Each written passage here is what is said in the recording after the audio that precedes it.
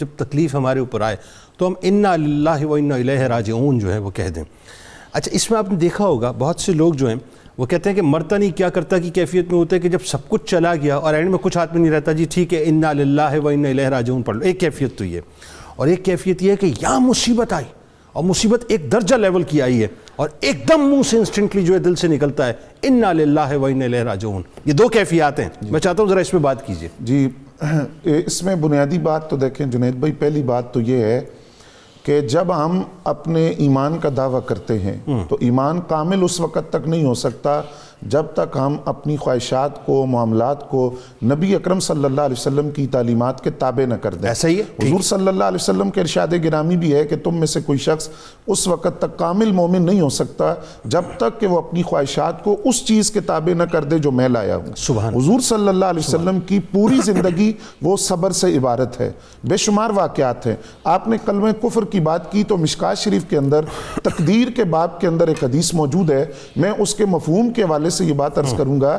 وہاں یہ بات کہی گئی کہ ایک بندہ پوری زندگی ایمان کی حالت میں گزارتا ہے لیکن موت سے قریب وہ زبان سے کلمہ کفر کہہ دیتا ہے یا کوئی عمل ایسا کرتا ہے تو وہ اس کی پوری زندگی برباد ہو گئی اور وہ کفر کی حالت میں دنیا سے گیا۔ تو یہ بات ہماری پیش نظر رہنی چاہیے کہ وہ کلمہ کفر جو ہم بولتے ہیں شکایت کی وجہ سے، شکوے کی وجہ سے، بے صبری کا مظاہرہ کرتے ہوئے وہ پورے ایمان کی زندگی کو تو کہیں برباد نہیں کر رہے۔ اللہ پھر اس کے ساتھ تیسری بات، آپ نے حضرت ایوب علیہ السلام کے حوالے سے بات فرمائی۔ وہاں مفسرین نے یہ بات بھی لکھی کہ جب پورا جسم بیمار ان کا ہو گیا اور لوگوں نے ملنا جلنا چھوڑ دیا، کہ آزمائش تھی اللہ کی طرف سے اور خود دعا انہوں نے مانگی، اس وقت بھی وہ ایک بات ارشاد فرماتے تھے کہ یا اللہ میری زبان کو سلامت رکھنا تاکہ میں تیرا شکر ادا کرتا رہوں۔ اچھا، یہاں ایک وضاحت بھی کر، چونکہ آپ نے ذکر نکال دیا تو ایک جملے میں آپ کی زبان سے زیادہ بہتر لگے گی یہ بات۔ یہ جو اسرائیلی روایات ہمارے یہاں پڑھی جاتی ہیں اس میں ایک جملہ بڑا میں پڑھ کے میرا دل کڑتا ہے کہ وہ خاص طور پر اس میں لکھا ہوتا ہے کہ ایوب علیہ السلام کو وہ بیماری ہو گئی تھی معاذ اللہ کہ لوگوں کو کراہت آتی تھی۔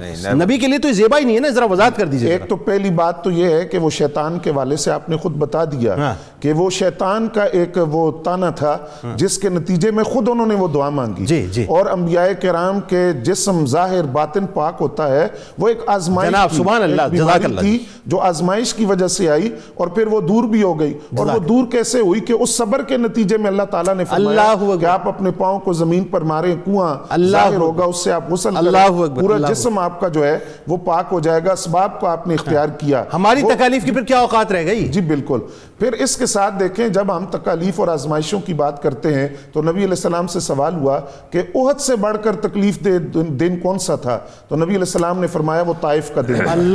اب اس طائف کے دن کیا ہوا؟ اتنی تکالیف کے باوجود کہ آپ کے جسم مبارک سے خون مقدس نالین اقدس میں جمع ہو گیا، لیکن اس کے باوجود نبی علیہ السلام کی زبان سے کوئی شکوہ شکایت نہیں ہے۔ جب اولاد کی بات، آج عام طور پر یہ جو کفریہ کلمات کی بات آپ فرما رہے ہیں، یہ اولاد اگر چلی جائے دنیا سے تو عام طور پر ہم اس پہ یہ دیکھتے ہیں کہ جی میں ہی ملا تھا اور میری اولاد کو لینا تھا۔